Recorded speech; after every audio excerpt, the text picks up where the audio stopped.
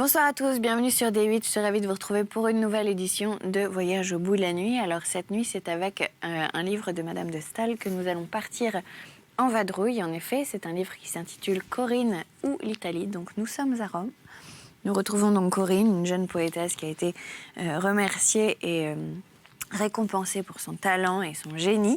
Elle écrit une lettre à Oswald, un Anglais qui est ici en voyage pour essayer de se sortir de sa grande mélancolie. Il se trouve qu'ils vont tomber amoureux l'un de l'autre. Corinne vient d'écrire une lettre à Oswald parce qu'elle désire de l'établir dans son pays natal. Plutôt que de le voir repartir, elle lui vante donc les mérites de Rome. En vain, Oswald aurait voulu se le cacher. Il fut vivement heureux en recevant cette lettre. Il entrevit un avenir confus de jouissance et de bonheur, l'imagination, l'amour, l'enthousiasme, tout ce qu'il y a de divin dans l'âme de l'homme lui parut réuni dans le projet enchanteur de voir Rome avec Corinne. Cette fois, il ne réfléchit pas. Cette fois, il sortit à l'instant même pour aller voir Corinne et dans la route, il regarda le ciel, il sentit le beau temps et il porta la vie légèrement. Ses regrets et ses craintes se perdirent dans les nuages de l'espérance. Son cœur, depuis longtemps opprimé par la tristesse, battait et tressaillait de joie. Il craignait bien qu'une si heureuse disposition ne pût durer, mais l'idée même qu'elle était passagère donnait à cette fièvre de bonheur plus de force et d'activité. « Vous voilà ?» dit Corinne en voyant entrer Lord Nelvil. « Ah, merci. » Et elle lui tendit la main. Oswald la prit et imprima ses lèvres avec une vive tendresse et ne sentit pas dans ce moment cette timidité souffrante qui se mêlait souvent à ses impressions les plus agréables et lui donnait quelquefois, avec les personnes qu'il aimait le mieux, des sentiments amers et pénibles. L'intimité avait commencé entre Oswald et Corinne depuis qu'ils s'étaient quittés. C'était la lettre de Corinne qui l'avait établie. Ils étaient contents tous les deux et ressentaient l'un pour l'autre une tendre reconnaissance. « C'est donc ce matin, dit Corinne, que je vous montrerai le Panthéon et Saint-Pierre. J'avais bien quelque espoir, ajouta-t-elle en souriant, que vous accepteriez le voyage de Rome avec moi. Aussi, mes chevaux sont prêts. Je vous ai attendu. Vous êtes arrivés. Tout est bien. Partons. » Étonnante personne, dit Oswald. Qui donc êtes-vous? Où avez-vous pris tant de charmes divers qui sembleraient devoir s'exclure? Sensibilité, gaieté, profondeur, grâce, abandon, modestie, êtes-vous une illusion? Êtes-vous un bonheur surnaturel pour la vie de celui qui vous rencontre? Ah, si j'ai le pouvoir de vous faire quelque bien, reprit Corinne, vous ne devez pas croire que jamais j'y renonce. Prenez garde, reprit Oswald, en saisissant la main de Corinne avec émotion. Prenez garde à ce bien que vous voulez me faire. Depuis près de 2 ans, une main de fer serre mon cœur. Si votre douce présence m'a donné quelque relâche, si je respire près de vous, que deviendrai-je quand il faudra rentrer dans mon sort? Que deviendrai-je? Laissons au temps, laissons au hasard, interrompit Corinne, à décider si cette impression d'un jour que j'ai produite sur vous durera plus qu'1 jour. Si nos âmes s'entendent, notre affection mutuelle ne sera point passagère. Quoi qu'il en soit, allons admirer ensemble tout ce qui peut élever notre esprit et nos sentiments. Nous goûterons toujours ainsi quelques moments de bonheur. En achevant ces mots, Corinne descendit et Lord Nelvil la suivit, étonné de sa réponse. Il lui sembla qu'elle admettait la possibilité d'un demi-sentiment, d'un attrait momentané. Enfin, il crut entrevoir de la légèreté dans la manière dont elle s'était exprimée, et il en fut blessé. Il se plaça sans rien dire dans la voiture de Corinne, qui, devinant sa pensée, lui dit « Je ne crois pas que le cœur soit ainsi fait, que l'on éprouve toujours ou point d'amour, ou la passion la plus invincible. Il y a des commencements de sentiments qu'un examen plus approfondi peut dissiper. On se flatte, on se détrompe et l'enthousiasme même dont on est susceptible, s'il rend l'enchantement plus rapide, peut faire aussi que le refroidissement soit plus prompt. Vous avez beaucoup réfléchi sur le sentiment, madame, dit Oswald avec amertume. Corinne rougit à ce mot et se tut quelques instants, puis, reprenant la parole avec un mélange assez frappant de franchise et de dignité, « Je ne crois pas, dit-elle, qu'une femme sensible soit jamais arrivée jusqu'à 26 ans sans avoir connu l'illusion de l'amour. Mais si n'avoir jamais été heureuse, si n'avoir jamais rencontré l'objet qui pouvait mériter toutes les affections de son cœur, c'est un titre à l'intérêt, j'ai droit au vôtre. » Ces paroles et l'accent avec lequel Corinne les prononça dissipèrent un peu le nuage qui s'était élevé dans l'âme de Lord Nelvil. Néanmoins, il se dit en lui-même, c'est la plus séduisante des femmes, mais c'est une Italienne, et ce n'est pas ce cœur timide, innocent, à lui-même inconnu que possède sans doute la jeune Anglaise à laquelle mon père me destinait. Cette jeune Anglaise se nommait Lucille Edgermont, la fille du meilleur ami du père de Lord Nelvil. Mais elle était trop enfant encore lorsque Oswald quitta l'Angleterre pour qu'il pût l'épouser, ni même prévoir avec certitude ce qu'elle serait un jour. Chapitre 2. Oswald et Corinne allèrent d'abord au Panthéon, qu'on appelle aujourd'hui Sainte-Marie de la Rotonde. Partout en Italie, le catholicisme a hérité du paganisme. Mais le Panthéon est le seul temple antique à Rome qui soit conservé tout entier. Le seul où l'on puisse remarquer dans son ensemble la beauté de l'architecture des anciens et le caractère particulier de leur culte. Oswald et Corinne s'arrêtèrent sur la place du Panthéon pour admirer le portique de ce temple et les colonnes qui le soutiennent. Corinne fit observer à Lord Nelvil que le Panthéon était construit de manière qu'il paraissait beaucoup plus grand qu'il ne l'est. L'église Saint-Pierre, dit-elle, produira sur vous un effet tout différent. Vous la croirez d'abord moins vaste qu'elle ne l'est en réalité.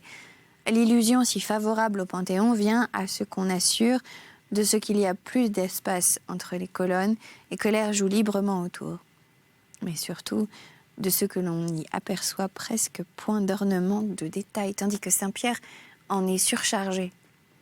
C'est ainsi que la poésie antique ne dessinait que les grandes masses et laissait à la pensée de l'auditeur à remplir les intervalles, à suppléer les développements. En tout genre, nous autres modernes, nous disons trop. Ce temple, continua Corinne, fut consacré par Agrippa, le favori d'Auguste, à son ami, ou plutôt à son maître. Cependant, ce maître eut la modestie de refuser la dédicace du temple et Agrippa se vit obligé de le dédier à tous les dieux de l'Olympe pour remplacer le dieu de la terre, la puissance. Il y avait un char de bronze au sommet du Panthéon, sur lequel étaient placées les statues d'Auguste et d'Agrippa. De chaque côté du portique, ces mêmes statues se retrouvaient sous une autre forme. Et sur le frontispice du temple, on lit encore « Agrippa l'a consacré ». Auguste donna son nom à son siècle, parce qu'il a fait de ce siècle une époque de l'esprit humain. Les chefs-d'œuvre en divers genres de ses contemporains formèrent pour ainsi dire les rayons de son auréole. Il sut honorer habilement les hommes de génie qui cultivaient les lettres, et dans la postérité, sa gloire s'en est bien trouvée. « Entrons dans le temple, » dit Corinne. « Vous le voyez, il reste découvert presque comme il l'était autrefois. On dit que cette lumière qui venait d'en haut était l'emblème de la divinité supérieure à toutes les divinités. Les païens ont toujours aimé les images symboliques. Il semble en effet que ce langage convient mieux à la religion que la parole. La pluie tombe souvent sur ces parvis de marbre, mais aussi les rayons du soleil viennent éclairer les prières. Quelle sérénité, quel air de fête on remarque dans cet édifice. Les païens ont divinisé la vie et les chrétiens ont divinisé la mort. Tel est l'esprit des deux cultes, mais notre catholicisme romain est moins sombre cependant que ne l'était celui du Nord. Vous l'observerez quand nous serons à Saint-Pierre, dans l'intérieur du sanctuaire du Panthéon, dont les bustes de nos artistes les plus célèbres. Dans l'intérieur du sanctuaire du Panthéon sont les bustes de nos artistes les plus célèbres. Ils décorent les niches où l'on avait placé les dieux des anciens. Comme depuis la destruction de l'empire des Césars, Nous n'avons presque jamais eu d'indépendance politique en Italie. On ne trouve point ici des hommes d'État ni de grands capitaines. C'est le génie de l'imagination qui fait notre seule gloire. Mais ne trouvez-vous pas, milord, qu'un peuple qui honore ainsi les talents qu'il possède mériterait une plus noble destinée? Je suis sévère pour les nations, répondit Oswald. Je crois toujours qu'elles méritent leur sort, quel qu'il soit. Cela est dur, reprit Corinne. Peut-être en vivant en Italie éprouverez-vous un sentiment d'attendrissement sur ce beau pays que la nature semble avoir paré comme une victime, mais du moins, souvenez-vous que notre plus chère espérance, à nous autres artistes, à nous autres amants de la gloire, c'est d'obtenir une place ici. J'ai déjà marqué la mienne, dit-elle, en montrant une niche comme vide, encore vide, pardon. Oswald, qui sait si vous ne reviendrez pas dans cette même enceinte quand mon buste y sera placé, hein? Oswald, qui sait? Alors? Oswald l'interrompit vivement et lui dit « Resplendissante de jeunesse et de beauté, pouvez-vous parler ainsi à celui que le malheur et la souffrance font déjà pencher vers la tombe ?»« Ah, reprit Corinne, l'orage peut briser en un moment les fleurs qui tiennent encore la tête levée. Oswald, cher Oswald, ajouta-t-elle, pourquoi ne seriez-vous pas heureux? Pourquoi ?»« Ne m'interrogez pas, reprit Lord Nelvil. Vous avez vos secrets, j'ai les miens, respectons mutuellement notre silence. Non, vous ne savez pas quelle émotion j'éprouverais s'il fallait raconter mes malheurs. » Corinne se tut, et ses pas en sortant du temple étaient plus lents, et ses regards plus rêveurs. Elle s'arrêta sous le portique. Là, dit-elle à Lord Nelvil, était une urne de porphyre, de la plus grande beauté, transportée maintenant à Saint-Jean-de-Latran. Elle contenait les cendres d'Agrippa qui furent placées au pied de la statue qu'il s'était élevée à lui-même. Les anciens mettaient tant de soin à adoucir l'idée de la destruction qu'ils savaient en écarter ce qu'elle peut avoir de lugubre et d'effrayant. Il y avait d'ailleurs tant de magnificence dans leur tombeau que le contraste du néant de la mort et des splendeurs de la vie s'y faisait moins sentir. Il est vrai aussi que l'espérance d'un autre monde étant chez eux beaucoup moins vive que chez les chrétiens, les païens s'efforçaient de disputer à la mort le souvenir que nous déposons sans crainte dans le sein de l'Éternel. Oswald soupira et garda le silence. Les idées mélancoliques ont beaucoup de charme tant qu'on n'a pas été soi-même profondément malheureux. Mais quand la douleur, dans toute son âpreté, s'est emparée de l'âme, on n'entend plus sans tressaillir de certains mots qui, jadis, n'excitaient en nous que des rêveries plus ou moins douces. Chapitre 3. On passe en allant à Saint-Pierre sur le pont Saint-Ange, et Corinne et Lord Nelvil le traversèrent à pied. C'est sur ce pont, dit Oswald, qu'en revenant du Capitole, j'ai pour la première fois pensé longtemps à vous. Je ne me flattais pas, reprit Corinne, que ce couronnement du Capitole me vaudrait un ami, mais cependant, en cherchant la gloire, j'ai toujours espéré qu'elle me ferait aimer. À quoi servirait-elle, du moins, aux femmes, sans cet espoir? Restons encore ici quelques instants, dit Oswald. Quel souvenir entre tous les siècles peut valoir pour mon cœur ce lieu qui me rappelle le premier jour où je vous ai vu? Je ne sais si je me trompe, reprit Corinne, mais il me semble qu'on se devient plus cher l'un à l'autre en admirant ensemble les monuments qui parlent à l'âme par une véritable grandeur. Les édifices de Rome ne sont ni froids ni muets.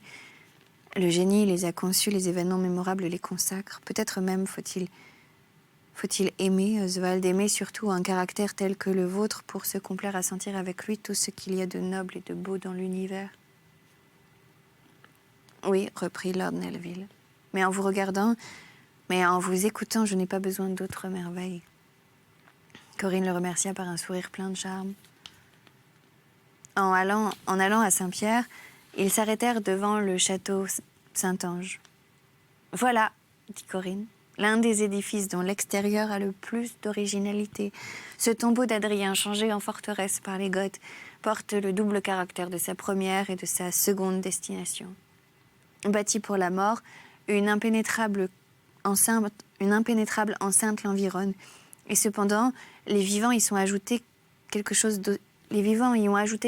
d'hostile par les fortifications extérieures qui contrastent avec le silence et la noble inutilité d'un monument funéraire. On voit sur le sommet un ange de bronze avec son épée nue. Et dans l'intérieur sont pratiquées des prisons fort cruelles. Tous les événements de l'histoire de Rome, depuis Adrien jusqu'à nos jours, sont liés à ce monument. Bélisaire s'y défendit contre les Goths et presque aussi barbare que ceux qui l'attaquaient, il lança contre ses ennemis les belles statues qui décoraient l'intérieur de l'édifice. Crescentius, Arnaud de Brescia, Nicolas Rienzi, ces amis de la liberté romaine qui ont pris si souvent les souvenirs pour des espérances, se sont défendus longtemps dans le tombeau d'un empereur. J'aime ces pierres qui s'unissent à tant de faits illustres. J'aime ce luxe du maître du monde, un magnifique tombeau. Il y a quelque chose de grand dans l'homme qui, possesseur de toutes les jouissances et de toutes les pompes terrestres, ne craint pas de s'occuper longtemps d'avance de sa mort. Des idées morales, des sentiments désintéressés remplissent l'âme dès qu'elle sort de quelque manière des bornes de ma vie. C'est ici, continua Corinne, que l'on devrait apercevoir Saint-Pierre. Et c'est jusqu'ici que les colonnes qui le précèdent devaient s'étendre. Tel était le superbe plan de Michel-Ange. Il espérait du moins qu'on l'achèverait après lui, mais les hommes de notre temps ne pensent plus à la postérité. Quand une fois on a tourné l'enthousiasme en ridicule, on a tout défait, excepté l'argent et le pouvoir. C'est vous qui ferez reparaître ce sentiment, s'écria Lord Nelvil. C'est vous. Qui jamais éprouva le bonheur que je goûte? Rome montrée par vous. Rome interprétée par l'imagination et le génie. Rome qui est un monde animé par le sentiment sans lequel le monde lui-même est un désert. Ah, Corinne, que succédera-t-il à ces jours plus heureux que mon sort et mon cœur ne le permettent? Corinne. Elle lui répondit avec douceur. Toutes les affections sincères viennent du ciel, Oswald. Pourquoi ne protégerait-il pas ce qu'il inspire? C'est à lui qu'il appartient de disposer de nous. Alors Saint-Pierre leur apparut, cet édifice, le plus grand que les hommes aient jamais élevé, car les pyramides d'Égypte elles-mêmes lui sont inférieures en hauteur. J'aurais peut-être dû vous faire voir, dit Corinne, le plus beau de nos édifices, le dernier. Mais ce n'est pas mon système. Il me semble que pour se rendre sensible aux beaux-arts, il faut commencer par voir les objets qui inspirent une admiration vive et profonde. Ce sentiment, une fois éprouvé, révèle, pour ainsi dire, une nouvelle sphère d'idées et rend ensuite plus capable d'aimer et de juger tout ce qui, dans un ordre même inférieur, retrace cependant la première impression qu'on a reçue. Toutes ces gradations, ces manières prudentes et nuancées pour préparer les grands effets ne sont point de mon goût. On n'arrive point au sublime par degrés. Des distances infinies le séparent même de ce qui n'est que beau. Oswald sentit une émotion tout à fait extraordinaire en arrivant en face de Saint-Pierre. C'était la première fois que l'ouvrage des hommes produisait sur lui l'effet d'une merveille de la nature. C'est le seul travail de l'art sur notre terre actuelle qui est le genre de grandeur qui caractérise les œuvres immédiates de la création. Corinne jouissait de l'étonnement d'Oswald. « J'ai choisi, lui dit-elle, un jour où le soleil est dans tout son éclat pour vous faire voir ce monument. Je vous réserve un plaisir plus intime, plus religieux, c'est de le contempler au clair de lune. Mais il fallait d'abord vous faire assister à la plus brillante des fêtes, le génie de l'homme décoré par la magnificence de la nature. La place de Saint-Pierre est entourée par des colonnes légères de loin et massives de près. Le terrain, qui va toujours un peu en montant jusqu'au portique de l'église, ajoute encore à l'effet qu'elle produit. Un obélisque de 80 pieds de haut, qui paraît à peine élevé en présence de la coupole de Saint-Pierre, est au milieu de la place. La forme des obélisques, elle seule, a quelque chose qui plaît à l'imagination. Leur sommet se perd dans les airs et semble porter jusqu'au ciel une grande pensée de l'homme. Ce monument qui vient d'Égypte pour orner les bains de Caligula et que Sixte Quint a fait transporter ensuite au pied du temple de Saint-Pierre, ce contemporain de tant de siècles qui n'ont pu rien contre lui, inspire un sentiment de respect. L'homme se sent si passager qu'il a toujours de l'émotion en présence de ce qui est immuable. À quelque distance des deux côtés de l'obélisque s'élèvent deux fontaines dont l'eau jaillit perpétuellement et retombe avec abondance en cascade dans les airs. Ce murmure des ondes qu'on a coutume d'entendre au milieu de la campagne produit dans cette enceinte une sensation toute nouvelle. Mais cette sensation est en harmonie avec celle qui fait naître l'aspect d'un temple majestueux. La peinture, la sculpture, imitant le plus souvent la figure humaine ou quelque objet existant dans la nature, réveillent dans notre âme des idées parfaitement claires et positives. Mais un beau monument d'architecture n'a point, pour ainsi dire, de sens déterminé et l'on est saisi, en le contemplant, par cette rêverie, sans calcul et sans but, qui mène si loin la pensée. Le bruit des eaux convient à toutes ces impressions vagues et profondes. Il est uniforme comme l'édifice est régulier. L'éternel mouvement et l'éternel repos sont ainsi rapprochés l'un de l'autre. C'est dans ce lieu surtout que le temps est sans pouvoir, car il ne tarit pas plus ses sources jaillissantes qu'il n'ébranle ses immobiles pierres. Les eaux qui s'élancent en gerbes de ces fontaines sont si légères et si nuageuses que dans un beau jour, les rayons du soleil y produisent de petits arcs-en-ciel formés des plus belles couleurs. « Arrêtez-vous un moment ici », dit Corinne à Lord Nelvil, comme il était déjà sous le portique de l'église. « Arrêtez-vous avant de soulever le rideau qui couvre la porte du temple. Votre cœur ne bat-il pas à l'approche de ce sanctuaire? Et ne ressentez-vous pas, au moment d'entrer, tout ce que ferait éprouver l'attente d'un événement solennel ?» Corinne elle-même souleva le rideau et le retint pour laisser passer Lord Nelvil. Elle avait tant de grâce dans cette attitude que le premier regard d'Oswald fut pour la considérer ainsi. Il se plut même pendant quelques instants à ne rien observer qu'elle. Cependant, il s'avança dans le temple et l'impression qu'il reçut sous ces voûtes immenses fut si profonde et si religieuse que le sentiment même de l'amour ne suffisait plus pour remplir en entier son âme. Il marchait lentement à côté de Corinne. L'un et l'autre se taisaient. Oui, là, tout commande le silence. Le moindre bruit retentit si loin qu'aucune parole ne semble digne d'être ainsi répétée dans une demeure presque éternelle. La prière seule, l'accent du malheur de quelques faibles voix qu'ils partent, émeut profondément dans ces vastes lieux. Et quand sous ces dômes immenses, on entend de loin venir un vieillard dont les pas tremblants se traînent sur ces beaux marbres arrosés par tant de pleurs, l'on sent que l'homme est imposant par cette infirmité même de sa nature qui soumet son âme divine à tant de souffrances et que le culte de la douleur, le christianisme, contient le vrai secret du passage de l'homme sur la terre. Corinne interrompit la rêverie d'Oswald et lui dit « Vous avez vu des églises gothiques en Angleterre et en Allemagne. Vous avez dû remarquer qu'elles ont un caractère beaucoup plus sombre que cette église. Il y avait quelque chose de mystique dans le catholicisme des peuples septentrionaux. Le nôtre parle à l'imagination par les objets extérieurs.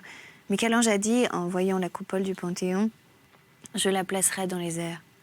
Et en effet, Saint-Pierre est un temple posé sur une église. Il y a quelque alliance des religions antiques et du christianisme dans l'effet que produit sur l'imagination l'intérieur de cet édifice.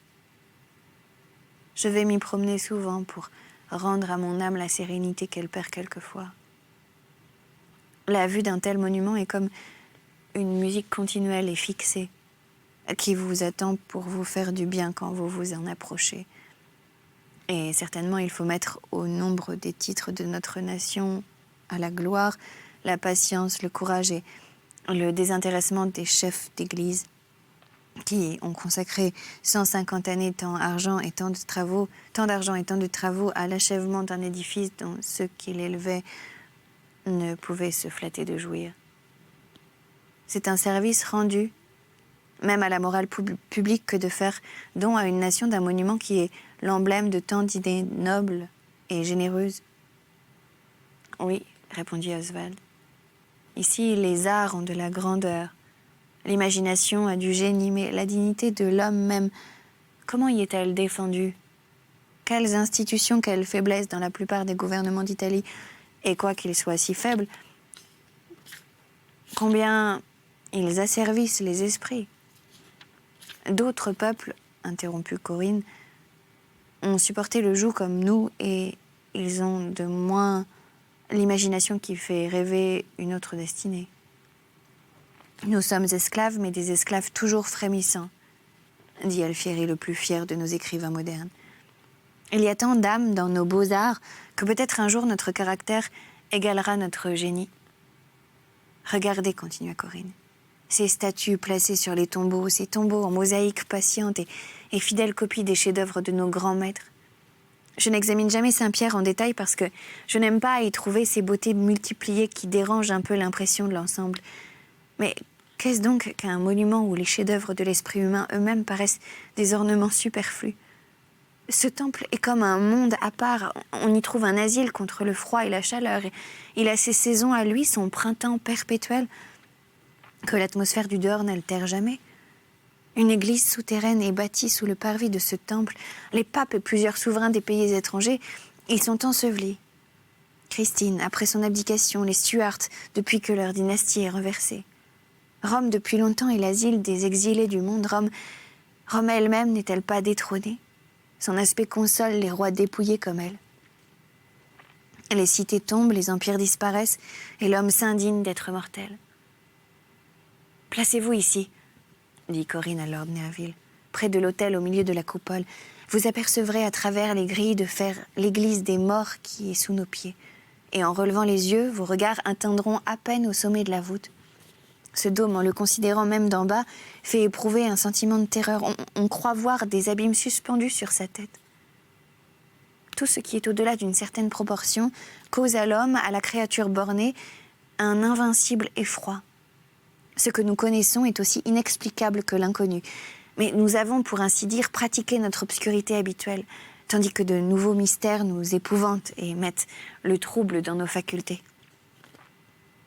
Toute cette église est ornée de marbres antiques et ces pierres en savent plus que nous sur les siècles écoulés.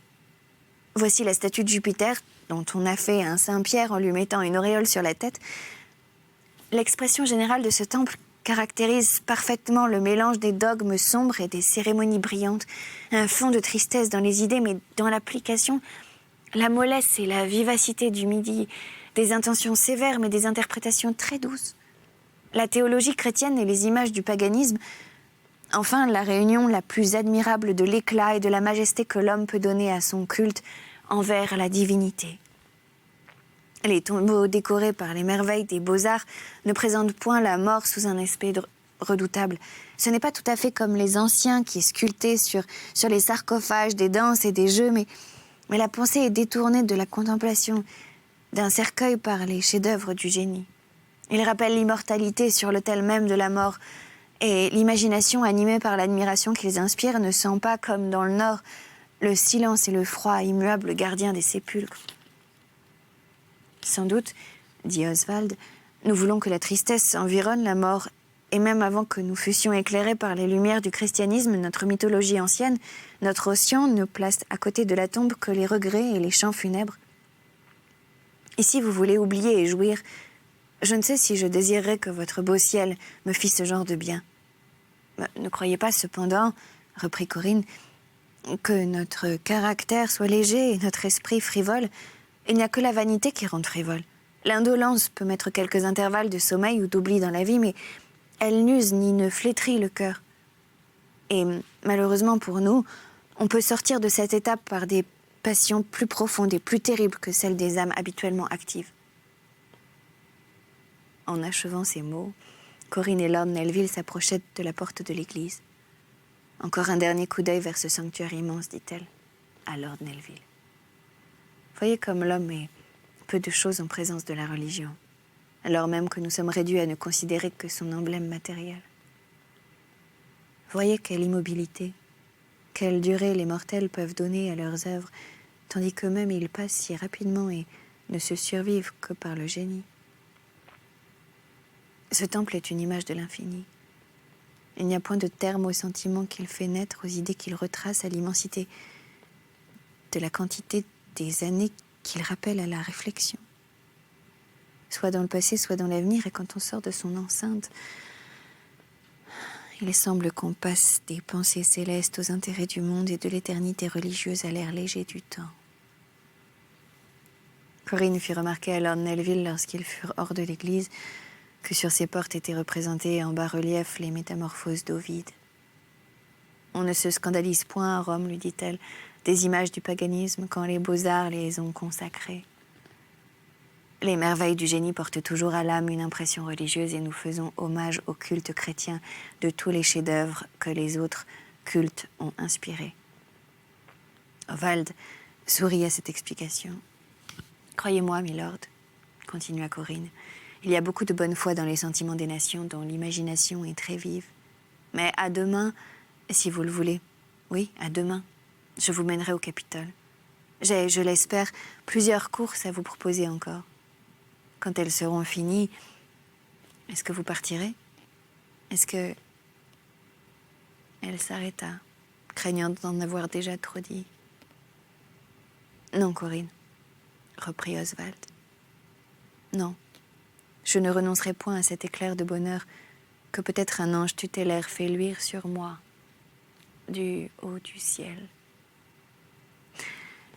Voilà, c'est sur cette parole amoureuse que nous allons nous arrêter. C'était donc la fin du chapitre 3